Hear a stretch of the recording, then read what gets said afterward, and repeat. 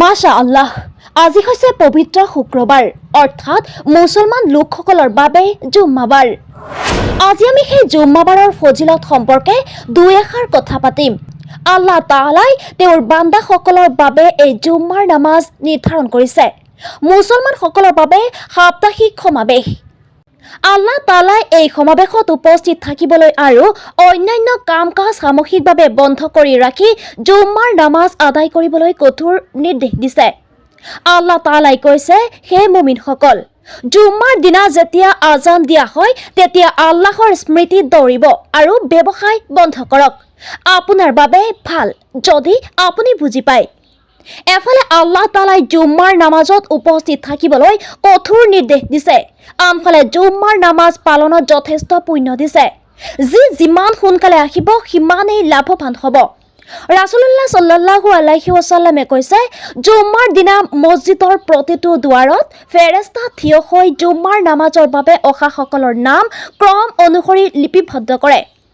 তাৰ পিছত ইমাম মঞ্চত বহিলে লিখনি বাজ কৰি জিকিৰ শুনিবলৈ আগবাঢ়ি আহে। মছজিদত প্ৰথমে অহাজনৰ উদাহৰণ মাইকী উটক বলি দিয়া ব্যক্তিজনৰ দৰে, তেওঁৰ উত্তৰাধিকাৰীৰ আদৰ্শ ভেড়া বলি দিয়াজনৰ দৰে আৰু উত্তৰাধিকাৰীৰ আদৰ্শ কুকুৰা দান কৰাজনৰ দৰে। পিছৰজনৰ উদাহৰণ কণী দান কৰাজনৰ দৰে। কেৱল সেয়াই নহয়, যদি কোনোবাই জুম্মাৰ নামাজৰ বাবে মছজিদৰ ফালে আগবাঢ়ি যায় তেন্তে প্ৰতিটো খোজৰ বাবে এবছৰৰ নফল ৰোজা আৰু নামাজৰ পুৰস্কাৰ পোৱা যাব আৰু জুম্মাৰ নামাজ আদায় কৰিলে 10 দিনৰ পাপ ক্ষমা হ'ব।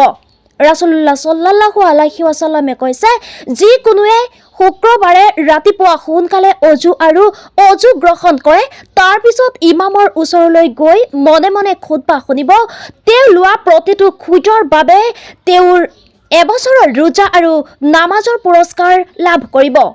ৰাসূলুল্লাহ সাল্লাল্লাহু আলাইহি ওয়াসাল্লামে কৈছে, যিজনে জুম্মাত স্নান কৰি জুম্মাৰ নামাজত গৈ নিজৰ সামৰ্থ্য অনুযায়ী নামাজ আদায় কৰে, তাৰ পিছত ইমামে ধ্বনি শেষ নোহোৱালৈকে মনে মনে থাকে, তাৰ পিছত ইমামৰ লগত নামাজ পঢ়িলে কিন্তু এই শুক্ৰবাৰৰ পৰা পিছৰ দিন আৰু অতিৰিক্ত 3 দিনলৈকে তেওঁৰ পাপ ক্ষমা হয়। আচলতে জুম্মাৰ নামাজ অতি গুৰুত্বপূৰ্ণ আৰু ধন্য।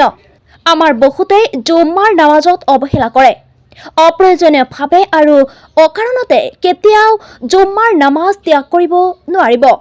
এই সন্দৰ্ভত শৰীয়তত কঠোৰ সতৰ্কবাণী দিয়া হৈছে। ৰাসূলুল্লাহ সাল্লাল্লাহু আলাইহি ওয়াসাল্লামে কৈছে, যদি কোনো ব্যক্তিয়ে জুম্মাৰ নামাজক অৱহেলা কৰে তেন্তে আল্লাহ তাআলাই তেওঁৰ হৃদয়ত মোহৰ মাৰিব।